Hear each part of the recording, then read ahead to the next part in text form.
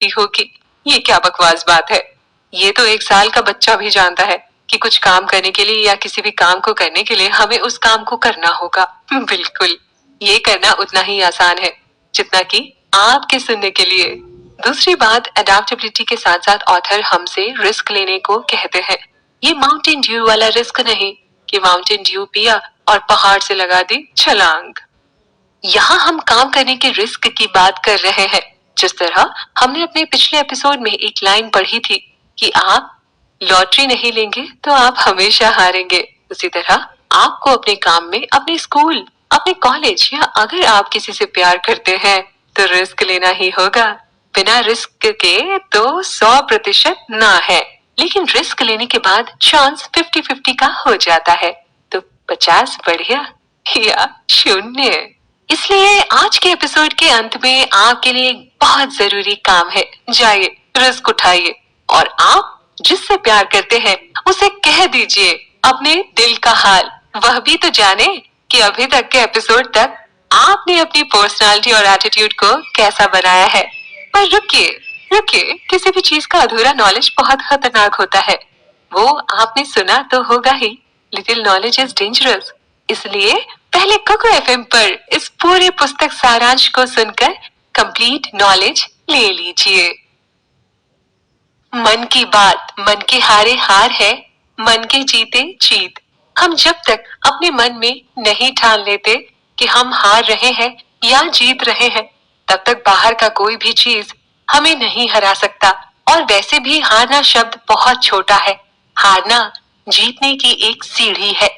हमें अगर छत तक पहुंचना है तो हर एक सीढ़ी पर कदम रखना होगा।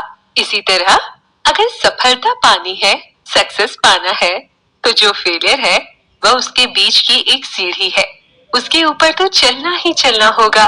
यानी कि अपने प्रोसेस में फेलियर का आना जरूरी है। कई बार जीतने से ज्यादा हारना जरूरी होता है, क्योंकि जीतने से जो आपको खुशी मिलती है उससे 10 गुना ज्यादा आपको हारने से सीख मिलती है। हारने से भी पहले आता है गलती करना। ऑथर ने अपने एपिसोड में कोशिश करने से लेकर जीतने तक के हर एक प्रोसेस को ढूंढ ढूंढ कर निकाला है और सबको निचोड़ कर रख दिया। किसी भी चीज को करने की पहली सीढ़ी होती है कोशिश करना। हमारा कोशिश करना ही सबसे पहला कदम होता है।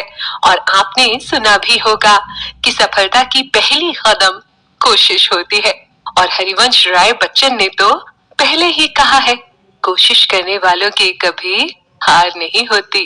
कोशिश करने के बाद आता है हमारा गलती करना।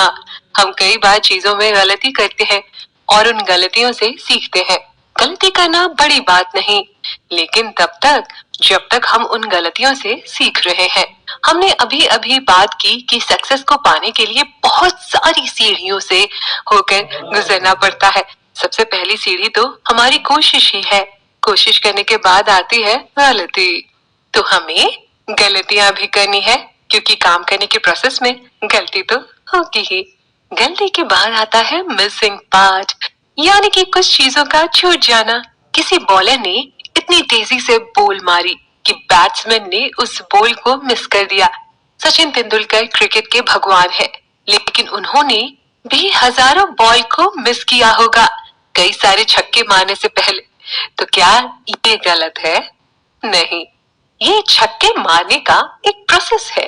अगर सचिन तेंदुलकर को शतक बनाना है तो उसे कुछ बॉलों को मिस भी करना होगा, क्योंकि वह इस प्रोसेस का हिस्सा है। मिसिंग के बाद हमारा सबसे अच्छा पार्ट है मेहनत और हमारा लक। हमारा लक हमारा साथ जरूर देता है, मगर मेहनत उससे ऊपर होती है। हम जिस भी फील्ड में काम कर रहे हैं या जैसी भी पढ़ाई कर रहे हैं, अगर हम उससे कुछ अच्छा चाहते हैं तो उसमें मेहनत करना सबसे जरूरी है। हमारी कोशिश, गलती, इन सभी चीजों से ऊपर आती है हमारी मेहनत। मेहनत के बाद जो पॉइंट है, उस पॉइंट को हमने पिछले एपिसोड में ही पढ़ लिया, वो है रिस्क। और आपको पता है मैं यहाँ किस रिस्क की बात कर रही हूँ? हमें मुश्किल काम करने से पहले अपने दिल और दिमाग दोनों की सुननी चाहिए। हमारा दिमाग हमें आगे ले जाता है और हमारा दिल हमें सभी चीजों से जोड़े रखता है। लेकिन इन सब के बाद जो सीढ़ी है वो सबसे जरूरी है, वो है फेलियर, यानी हारना। ऑथर ने किताब में एक बहुत ही अच्छी बात लिखी है कि हारना सबसे आखिरी प्रोसेस है। हार से हम सीखते हैं और सीखने से ही हम सफल होते हैं। अपनी हार से ही हम मजबूत बनते हैं और आगे बढ़ते हैं और अपनी सोच को बदलते हैं। कभी कभी हमें हारना जीतने से ज्यादा सिखाता है। मैंने यहाँ पर हारने की बात की है, हार मानने की बात नहीं। हमने सबसे पहले ही पढ़ा, मन के हारे हार है, मन के जीते जीत। अगर आपने मन में ठान लिया कि आप जीत चुके हैं